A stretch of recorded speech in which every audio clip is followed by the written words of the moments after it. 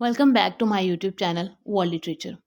हम लोग history of English literature को डिस्कस कर रहे हैं। आज हम जो है वो एलिजाबेथन एज को डिस्कस करने वाले हैं।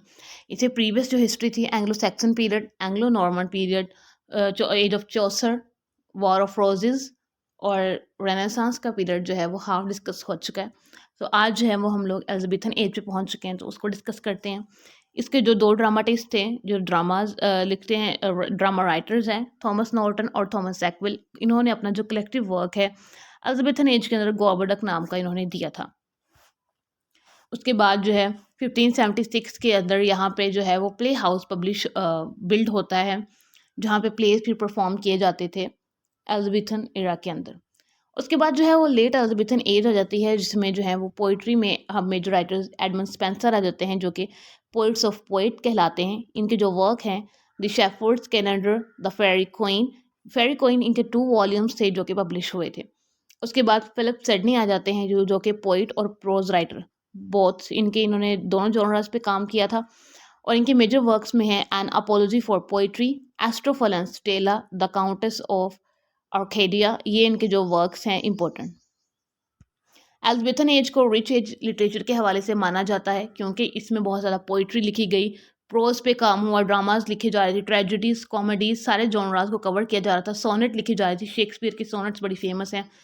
ये जो हैं वो सारे वर्क्स एलिजाबेथन एरा के अंदर जो है वो हो रहे थे। तो इस हवाले से जो एक एलिजाबेथन एज है वो रिच एज है इंग्लिश लिटरेचर के, इंग्लिश रेनेसांस के हवाले से।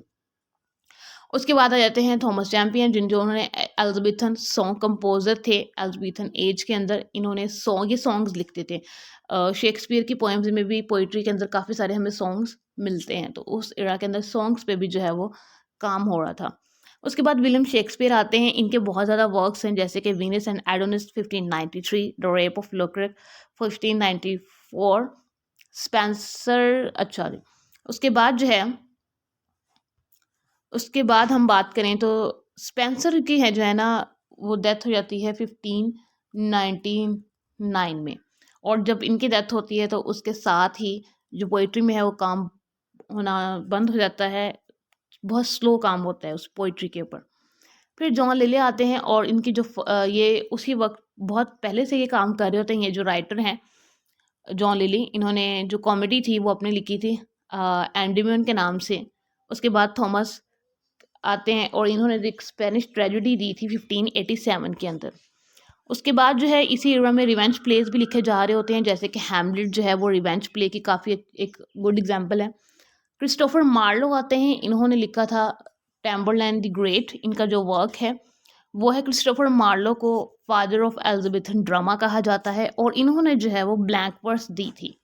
इनके जो ब्लैंक वर्स है उसको इंट्रोड्यूस करवाया था।